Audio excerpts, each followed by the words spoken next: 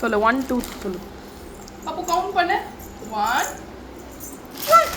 சரி உட்காரு டென்ஷன் பண்ணாம உட்காரு. சரி கவுண்ட் பண்ணு. 1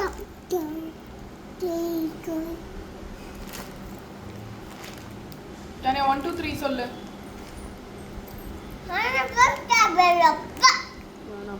இது கவுண்ட் பண்ண எவ்வளோ இருக்குது? 1 2 3 4 5 6 7 8 9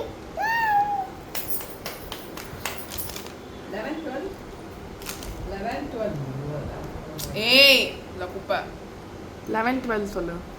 11 12 13 14 15 16 18 19 சூப்பர்டா.